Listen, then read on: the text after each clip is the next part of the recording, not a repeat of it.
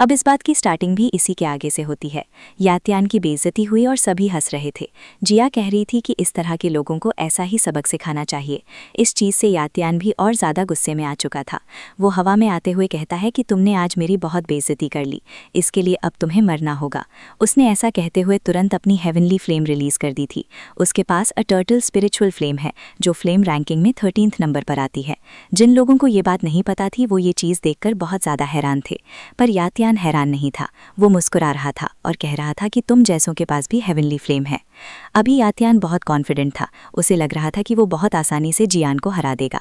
उसने तुरंत जियाओयान पर अटैक कर दिया, मगर यहाँ जियाओयान ज़्यादा रिएक्ट नहीं करता। वो बस अपना फ्लेम ड्रैगन समन कर लेता है। अभी जियाओयान ने फ्लेम ड्रैगन सीधा यात्यान की तरफ भेज दिया था। दोनों अटैक्स टकराते हैं। जियाओयान का फ्लेम ड्रैगन इस वक्त याओयान के अटैक को खा रहा था। बाद में वही फ्लेम ड्रैगन जाकर याओतियान के उस स्पिरिचुअल टर्टल से टकराता है और वो टर्टल वहीं खत्म हो जाता है। इससे एक धमाका हुआ। यातियान फिर से पीछे की तरफ फिक गया था और जियाओयान का फ्लेम ड्रैगन वापस यान के पास आ चुका था। अभी यालिंग ने अपने भाई यातियान को बचा लिया था, पर उसे समझ नहीं आ रहा था कि वो क्या करे। इसीलिए वो एल्डर वैंगुआ से पूछती है कि हमें क्या करना चाहिए। अब बात अपने क्लैन के सर पर आ चुकी थी, इसीलिए वैंगुआ को भी गुस्सा आ रहा था और उसने तुरंत एक क्लॉ अटैक तैयार कर जियाओयान पर अटैक किया।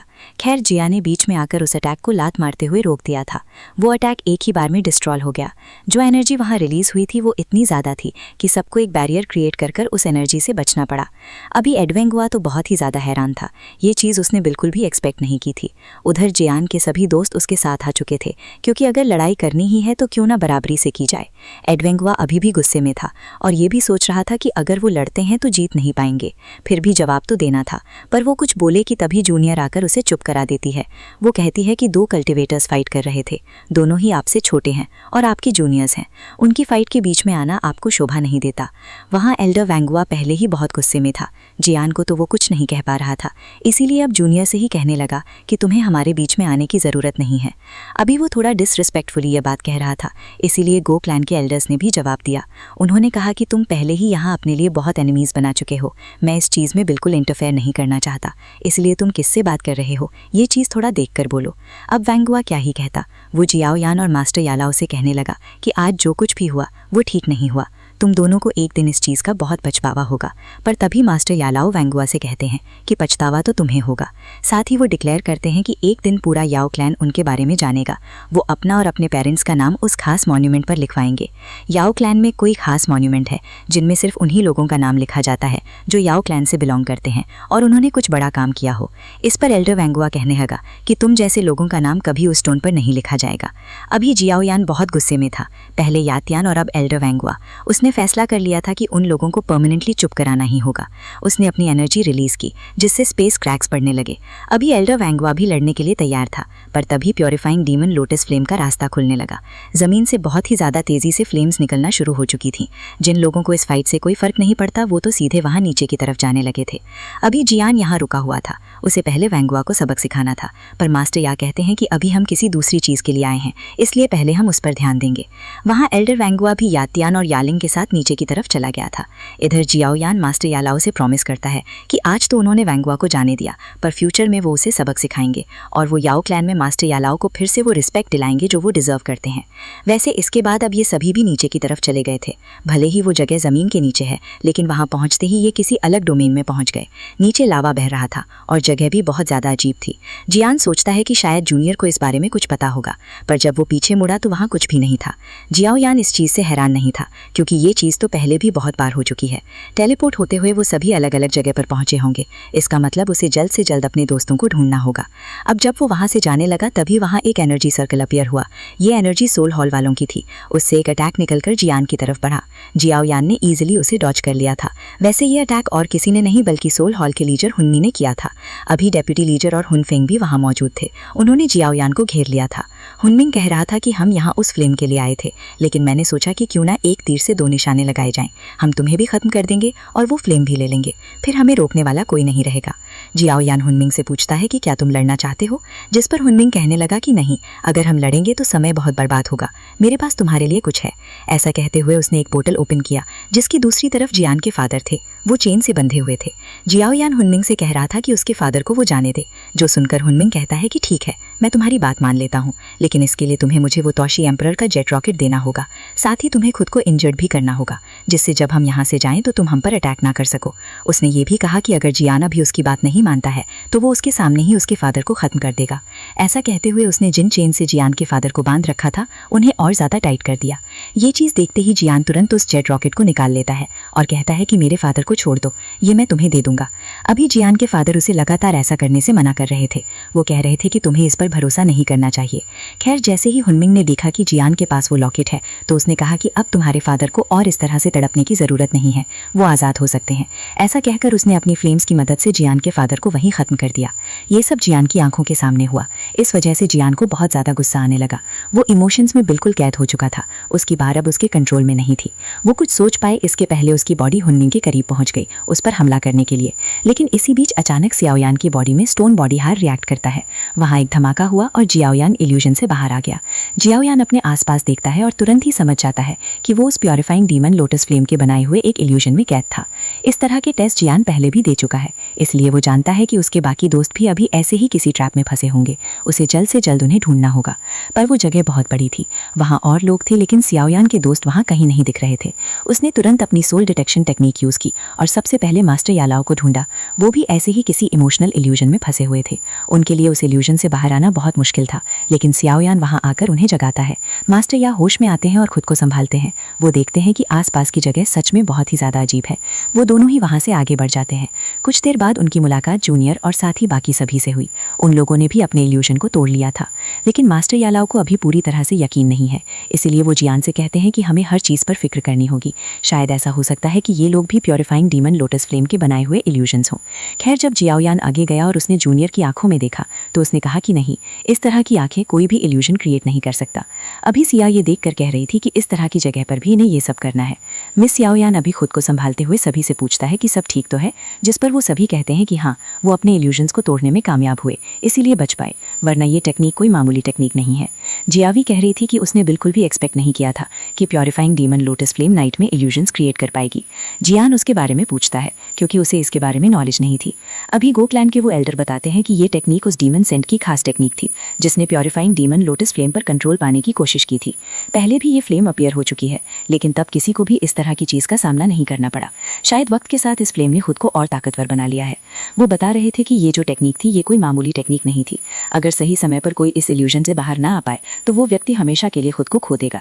वैसे अभी जब वो ये सब बता रहे थे उसी समय पर वहाँ एक स्पेस क्रैक ओपन हुआ जिसमें से कोई बाहर निकलकर मास्टर यालाओ पर अटैक करता है। जियान ने ये चीज़ पहले ही सेंस कर ली थी, इसलिए वो इजीली उस अटैक को रोक लेता है। पर वो लोग देखते हैं कि उस स्पेस क्रैक से एक नहीं बल्कि कई सारे कल्टिवेटर्स निकल रहे थे। वो सारे कल्टिवेटर्स अपने कंट्रोल में नहीं थे। ये वो लोग हैं जो इस इल्यूजन से बाहर नहीं निकल पाए। अब वो प्योरीफाइंग डीमन लोटस फ्लेम इन्हें कंट्रोल कर रही है। उन सभी ने इन पर हमला करना शुरू कर दिया था और ये लोग उनसे लड़ रहे थे। उन लोगों को उस फ्लेम के कंट्रोल से बाहर लाने का कोई रास्ता नहीं है। अगर उन्हें सर्वाइव करना है तो उन सभी को खत्म करना होगा। ऐसा करने की वो कोशिश करते हैं, लेकिन ये चीज़ भी बहुत मुश्किल थी क्योंकि उन कल्टिवेटर्स की गिनती ज़्यादा है और उन्हें किसी चीज़ से कोई फर्क नहीं पड़ता। वो तो यहाँ इनके पास आकर खुद से डिस्ट्रक्ट हो रहे थे, जिस वजह से इन्हें लड़ते हुए खुद को बचाना भी पड़ रहा था। अभी गो क्लैन के एल्डर लगातार आसपास देख रहे थे।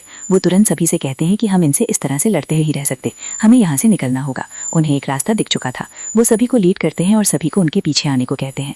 आगे से भी बहुत सारे वो कल्टिवेटर्स आ रहे थे जो खुद के कंट्रोल में नहीं है, इसीलिए जियाओयान ने फ्लेम ड्रैगन की मदद से उन्हें पहले ही खत्म कर दिया और ये सभी सीधा उस गेट के दूसरी तरफ चले गए। इनके अंदर आते ही दरवाज़ा बंद हुआ और वो जितने भी कल्टिवेटर्स थे वो आकर सीधा उस दरवाजे से टकरा गए। जियाओयान अभी कह रहा था कि ये जगह बाहर वाले डोमेन से ज़्यादा खतरनाक लग रही है। अभी जूनियर अपने एल्डर से पूछती है कि उनका इस पर क्या कहना है, जिस पर वो कहते हैं कि साफ बात है, हम यहाँ खुद से नहीं आए हैं। प्योरीफाइंग डीमन लोटस फ्लेम हमें यहाँ लाई है, हमें यहाँ और ज़्यादा चौकन्ना रहना होगा। अभी उन्होंने जैसे ही अपनी बात पूरी की, वहाँ से बाहर निकलने के जितने भी रास्ते दिख रहे थे, मतलब सारे गेट्स, वो सभी बंद हो गए और फिर वहाँ एक और कल्टिवेटर की एंट्री हुई। उसके हाथ में एक एक्स था जो कि शायद उसका वेपन है और वो इनमें से नहीं था। मतलब वो ऐसा नहीं है जो इनके साथ आया हो और इल्यूजन की वजह से अपनी बॉडी पर कंट्रोल हो चुका हो। पावर लेवल में वो डॉशिंग के 4 स्टार पर था। जियाओयान सोच रहा था कि क्या ऐसा हो सकता है कि जब पहले ये फ्लेम अपीयर हुई हो तब वो यहाँ कैद हुआ हो और तब से यहाँ पर सर्वाइव कर रहा हो। मगर गो क्लैन के एल्डर अभी इस चीज़ को लेकर 100% श्योर नहीं थे। ये चीज़ उन्होंने नोटिस कर ली है कि वो कल्टिवेटर उस फ्लेम के कंट्रोल में नहीं है, फिर भी उसकी प्रेजेंस थोड़ी खतरनाक लग रही है। मतलब एक किलिंग इंटेंट को महसूस किया जा सकता है। बचता सभी लोग इसे लड़ने के लिए तैयार हो चुके थे। यहाँ जब फाइट शुरू हुई तो भले ही जिया, एल्डर गुनैन और बाकी सब मिलकर उस कल्टिवेटर को टारगेट बना रहे हैं, लेकिन कल्टिवेटर का मेन टारगेट जियायान था। खैर ये लोग जियायान को प्रोटेक्ट करते हुए आगे आकर उस पर अटैक कर कर उसे बीच में हटा देते हैं। इस चीज़ से उस कल्टिवेटर के चेहरे पर एक स्माइल आ चुकी थी। वो अकेले लड़ते हुए उन सभी को रोक रहा था। अभी इंसेस्टर यून तुरंत अपनी फ्लेम एक्टिवेट करते हुए कहते हैं कि अगर ये मरना ही चाहता है तो इसे हमारे हाथों से ही मरने दो। उन्होंने अपनी फ्लेम से अटैक किया, लेकिन वो कल्टिवेटर बहुत ही तेज़ी से उनके नज़दीक आकर उनके हाथ को पकड़कर उन्हें वहाँ से दूर फेंक देता है। उसकी स्पीड इतनी तेज़ थी कि इंसेस्टर यूनन को फेंक कर वो एक बार फिर उनके पीछे आ गया और अपने एक से उन पर हमला करने वाला था। उसका ये अटैक सच में खतरनाक था। अगर ये इंसेस्टर यूनन को टच होता तो वो बहुत बुरी तरह से घायल हो सकते थे। सही समय पर उन्होंने अपनी फ्लेम से एक शील्ड क्रिएट कर ली, लेकिन उस अटैक ने उस शील्ड को भी डिस्ट्रॉय कर दिया था और इंसेस्टर यूनन वहाँ से दूर फेंक गए थे। फिर वो कल्टिवेटर अभी भी नहीं रुकता। वो फिर से इंसेस्टर यूनन के पीछे पड़ गया। उसने अपना टारगेट लॉक कर लिया था, पर तभी मास्टर यालाओ आकर इंसेस्टर यूनन को बचा लेते हैं। ये चीज़ देखकर अब वो मास्टर यालाओ के पीछे पड़ गया, पर उसी दौरान जियाओयान बीच में आता है। अभी जियाओयान उस पर अटैक कर रहा था, पर उसने जियाओयान के पैर को पकड़ते हुए उसे भी वहाँ से दूर फेंक दिया। जियाओयान ने भी किसी तरह से खुद को संभाल लिया था, लेकिन वो कल्टिवेटर अब जियाओयान के पीछे पड़ चुका था। वो लगातार बहुत स्पीड से अटैक करते जा रहा था। जियाओयान के लिए भी उन्हें लगातार रोकते रहना बहुत मुश्किल था। अभी जूनियर जियाओयान की मदद करने के लिए उसे अपनी एनर्जी से कवर कर लेती है, लेकिन वो कल्टिवेटर वहीं से एक स्लैश सीधा जूनियर की तरफ चलाता है। सही समय पर जियाओयान ने बीच में आकर अपने हैवी रोलर की स्लैश से उस अटैक को रोक लिया था। जब दोनों के अटैक्स टकराए तो वहाँ बहुत तेज धमाका हुआ, पर जियाओयान ने जूनियर को बचा लिया था। वहाँ उस कल्टिवेटर को लड़ने में बहुत मजा आ रहा था। तभी सिया अचानक से उस पर अटैक करके उसे पीछे हटा देती है। इस चीज़ से वो बहुत गुस्से में आ चुका था, पर तभी जिया एंशिएंट ड्रैगन स्पेयर को समन करती है और सीधा उस कल्टिवेटर से लड़ने लग जाती है। अभी एल्डर गुनैन भी जिया के साथ उस कल्टिवेटर से फाइट कर रहे थे। जिया और एल्डर गुनैन दोनों ही डॉशिंग के 4 स्टार पर हैं, इसलिए प्रैक्टिकली तो यहाँ उन्हें जीतने चाहिए, लेकिन फिर भी वो बस किसी तरह से उस कल्टिवेटर की बराबरी कर पा रहे हैं। वो अभी भी उसे नहीं हरा पा रहे। जियाओयान भी ये सब देखकर बहुत हैरान था। वैसे नंबर्स का एडवांटेज था, इस वजह से वो 2 अलग अलग डायरेक्शन से उस कल्टिवेटर पर अटैक करते हैं। अभी जब उस कल्टिवेटर का ध्यान एल्डर गुनैन पर था तो उसी समय सिया ने हमला कर दिया। उसके अटैक की वजह से उस कल्टिवेटर के हाथ से उसका वेपन मतलब वो एक्स छूट गया था। इसका फायदा उठाकर एल्डर गुनैन ने वो वेपन नीचे फेंक दिया, जिससे वो कल्टिवेटर फिर से वेपन को ना छू पाए। अभी इस समय जिया ने उस कल्टिवेटर को रोक रखा था। जियाओयान ने भी अपॉर्चुनिटी देखकर तुरंत क्रिएशन पाम अटैक क्रिएट करते हुए एक ब्लैक होल बना लिया। इतनी देर से लड़ते हुए इस तरह के अटैक को रोक पाना मुश्किल है, पर फिर भी वो कल्टिवेटर ऐसा कर पा रहा था। खैर जिया ने यहाँ मदद की। उसने स्पिरिचुअल ड्रैगन क्रिएट किया और वहीं एल्डर गुनैन भी एक खास पाम अटैक क्रिएट करते हैं। अभी ये तीनों अटैक्स एक साथ उस कल्टिवेटर से जाकर टकरा रहे थे। एनर्जी बहुत ही ज़्यादा अमाउंट में वहाँ फ्लक्चुएट कर रही थी, इसलिए जो धमाका हुआ वो बहुत ही ज़्यादा खतरनाक था। जब वहाँ से धूल हटी तो उन्होंने देखा कि वो कल्टिवेटर गायब हो चुका है, मतलब शायद वो मारा गया। बस उसका वेपन ज़मीन पर पड़ा हुआ था। जियाओयान सोच रहा था कि भले ही वो डॉशिंग के 4 स्टार पर था, लेकिन उसकी पार अलग ही लेवल पर थी। इन सब ने मिलकर इससे फाइट की, तब जाकर वो उसे हरा पाए। पर अभी जब जियाओयान ये सब सोच रहा था, इतने में ही उस वेपन के आसपास फिर से वही एनर्जी फैलने लगी जो उस कल्टिवेटर की बॉडी से निकल रही थी। वो कल्टिवेटर फिर से वहाँ उनके सामने आ गया। इतनी देर तक लड़ने के बाद भी डैमेज होने के बजाय वो और ज़्यादा ताकतवर लग रहा था। ऐसा लग रहा था जैसे उसकी पार लगातार ही बढ़ती जा रही हो। अचानक उसकी बॉडी के ऊपर एक निशान अपीया हुआ। वही निशान उसके सर पर भी था। जियाओयान उस निशान को देखकर बहुत ही ज़्यादा हैरान हो चुका था, क्योंकि वो निशान और कोई नहीं बल्कि उसके सियाओ क्लैन का निशान है। उसे ये चीज़ बिल्कुल समझ नहीं आई। पर इसी के साथ ये पार्ट यहीं पर ख़त्म होता है।